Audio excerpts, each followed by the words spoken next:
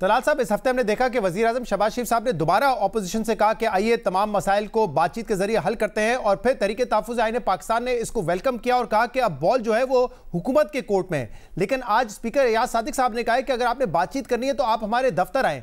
यानी कि अब ऐसा लगता है कि पहले आप में ही मामला आके फंस गया है। बिस्मिल्लाहिर्रहमानिर्रहीम। सबसे पहली बात यह है कि शहजाद साहब, मैं कोई अपनी बात नहीं कर रहा। मैंने आप ही के प्रोग्राम में कहा था कि छोटा मुंह और बड़ी बात है। ये तहरीक इंसाफ जिस टेबल से उठ के जा रही है, इसी मुज़ाकरात की टेबल पर ये वापस लौटेगी। जब ये अभी इन्होंने 26 नवंबर जैसे और ख्वाब देखे हुए थे, पाकिस्तान में इनकलाब, बांग्लादेश, नेपाल और सिंगापुर बनता देखा था, और बहुत सारे तजर्बात करके आखिरकार इन्होंने ये फैसला किया है कि असेंबलियां तोड़नी, इस्तीफे, लॉन्ग मार्च, 9 मई, 26 नवंबर और पता नहीं क्या खत लिखना और IMF की डील ना हो और पाकिस्तान पे पाबंदियां और लॉबिंग के बाद आखिरकार ये उसी जगह पर आए हैं, उसी टेबल पर जिससे ये उठ के गए थे। हुकूमत तो उठ के नहीं गई, हुकूमत तो उधर की उधर ही है, और ये जो टेबल है ये पार्लियामेंट के अंदर स्पीकर साहब की निगरानी में या स्पीकर साहब ही का टेबल है। वजीर आजम पाकिस्तान ने 5 दफा बाज़ाब्ता फ्लोर ऑफ द हाउस और आखिरी दफा उन्होंने कैबिनेट के इजलास में ये बात की, लेकिन उन्होंने साथ ये भी कहा कि मुज़ाकरात होंगे, ब्लैकमेलिंग नहीं होगी। मुज़ाकरात हुकूमत करना चाहती है, लेकिन वो पाकिस्तान पर, पाकिस्तान के मसाइल पर और पाकिस्तान के आम आदमी की जिंदगी बेहतर बनाने के लिए जो भी बातचीत है वो जरूर होनी चाहिए। तो हम तो उसी मेज पर उसी तरह ही मौजूद हैं। लेकिन तलाल साहब, आप लोग भी मेज से हट गए थे ना। अभी पिछले हफ्ते ही मेरे प्रोग्राम में जब मैंने पूछा अताउल्लाह तारा साहब से कि क्या हुकूमत और तहरीक इंसाफ में अभी कोई बातचीत हो सकती है, तो उन्होंने कहा कोई चांस नहीं है, और अगर तहरीक इंसाफ माफ़ी मांगती है, अपने आप को डिस्टेंस करती है, अपने सोशल मीडिया को डिस्टेंस करती है, जो अफवाज पाकिस्तान की क़यादत के खिलाफ बात की है उस पर माफ़ी मांगती है, तो फिर शायद बातचीत हो सके। और इसी किस्म की बातचीत आप लोग भी कर रहे थे जिस दिन से इमरान खान को नेशनल सिक्योरिटी थ्रेट करार दिया गया है। लेकिन अब वजीर आजम साहब ने दोबारा पेशकश की है ना मुज़ाकरात की। देखिए, बिल्कुल अता तारड़ साहब ने ठीक कहा था, बात बिल्कुल समझने की है। एक ही बात है जो मैं कर रहा हूँ, वो ये बात कि कोई कंडीशंस नहीं होगी। ये बानी PTI को रहा कर दें, केस खत्म कर दें, मैंडेट लुटा दें, हुकूमतें तोड़ दें, हुकूमतों में हमें कंधों पे बिठाकर वजीर आजम हाउस छोड़ आए, ये सारी बातें मैंने आपको कहा है ना। ये वजीर आजम ने एक ही फिक्रे में सब कुछ कह दिया, बातचीत मुज़ाकरात होने चाहिए लेकिन ब्लैकमेलिंग नहीं। ये ब्लैकमेलिंग थी, ये ब्लैकमेलिंग का ही हम सारे कहते रहे कि ये इस तरह के माहौल में बातचीत नहीं हो सकती। और जिस तरह की गुफ्तगू वो कर रहे हैं, वो तो मेरा ख्याल है उससे तो डिस्टेंस पूरी PTI ने, जो सियासी विंग है उन्हें, और अब जो उनके साथ सियासी रहनुमा है जो बहुत देर से अपने आप को इनकलाबी या बहुत लोग समझते हैं कि बड़े असूल पसंद हैं, मैं उनका नाम नहीं लेना चाहता, उन्होंने भी जो बानी PTI का तर्ज सियासत है उससे एग्री करने की बजाय कहा है कि नहीं, बातचीत से ही चीजें आगे बढ़ ये बात आपकी दुरुस्त है।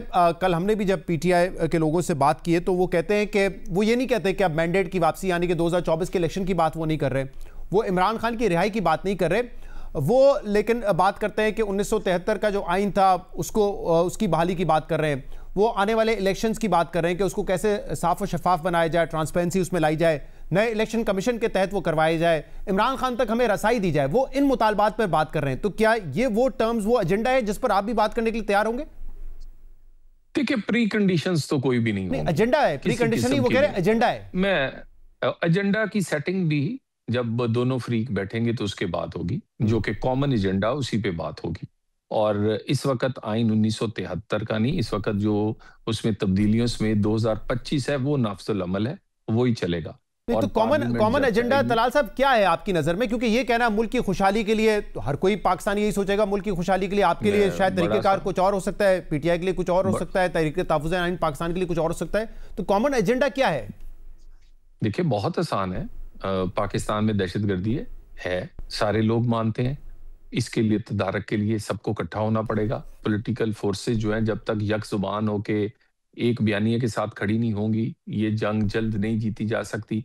पाकिस्तान में इकोनॉमी की बेहतरी के लिए रिफॉर्म्स करने या उस एतबार से बहुत कुछ और गवर्नेंस को बेहतर करना है, इस पे बातचीत हो सकती है। बहुत सारे ऐसे कवानीन, बहुत सारी ऐसी चीज़ें जो ज़रूरत है, जो कॉमन एजेंडा होगा, वो बिल्कुल उस पे मतलब बातचीत आप हो जो बात सकती कर है। रहे हैं, आप कह रहे हैं टेररिज्म एक इशू है, इकोनॉमी है, गवर्नेंस है, इस पे या तो आपका सपोर्टिंग आर्म बने, या अगर उनको कोई इस पर राय देनी है तो अपनी राय दे, बस इस हद तक ही महदूद है। तो यानी कि जो शहबाज शरीफ साहब बात करते हैं वो तो ऑब्वियसली पॉलिटिकल टेम्परेचर नीचे लाने की बात कर रहे हैं ना। इन इश्यूज पे बात करके पॉलिटिकल टेम्परेचर नीचे तो नहीं आएगा। ये तो आप अपने मफाद की बात कर रहे हैं कि ये जो एग्जीक्यूटिव के काम है करने के, इसमें आए हमें सपोर्ट करें, और अगर कोई राय है तो वो भी दे दें। तो इससे पॉलिटिकल टेम्परेचर नीचे कैसे आएगा?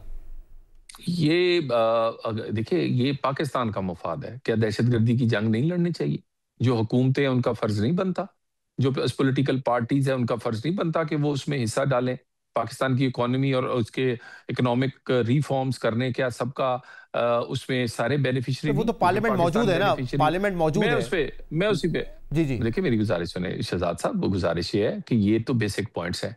उसके बाद रही बात जहाँ इन्होंने काम शुरू किया था और कहाँ ये पहुंचे हैं, आखिर उसी टेबल पर आए हैं।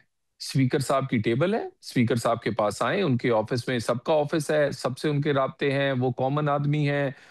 वहां पर एजेंडा भी सेट होगा, बातचीत भी होगी, लेकिन किसी किस्म का इंतशार वाला या इस तरह की, देखिए ना, अभी तक तो ये भी नहीं पता कि बानी की पीटीआई की बहनों ने करना क्या है।